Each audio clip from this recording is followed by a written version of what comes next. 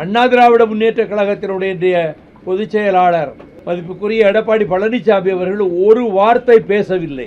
கூட்டணி அமைகிறது அவர் தலைமையில் என்று சொன்னால் 5 நிமிடமாவது அவர் பேசி இவர்களை வரவேற்று முறைப்படி அதற்கு பிறகு பிஜேபி பேசினால் அது கூட்டணிக்கு ஆரோக்கியமானதாகவும் ஒரு உண்மையான கூட்டணி அமைவதாகவும் தெரியும். அவர் மௌனசாமி போல பேசாம அமைதியாக அமர்ந்து விட்டு முழுவதையும் அமித்ஷா அவர்களே பேசி சில கேள்விகளுக்கு சொன்ன பதில்கள் எல்லாம் தமிழ்நாட்டுக்கு சாதகமாக எந்த முடிவையும் அவர் அறிவிக்கவில்லை என்பதையும், அவர்கள் கூட்டணி நீடித்தாலும் சரி நீடிக்காவிட்டாலும் சரி, அல்லது யாராவது 1-2 கட்சிகளை இனியும் புதிதாக சேர்த்துக் கொண்டு அவர்கள் கூட்டணி நாங்கள் பெரிய பலமான கூட்டணி என்று சொன்னாலும், திராவிட முன்னேற்ற கழகத்தின் தலைமையிலே இருக்கக்கூடிய நம்முடைய கூட்டணி மிகப்பெரிய வெற்றியை பெறும்.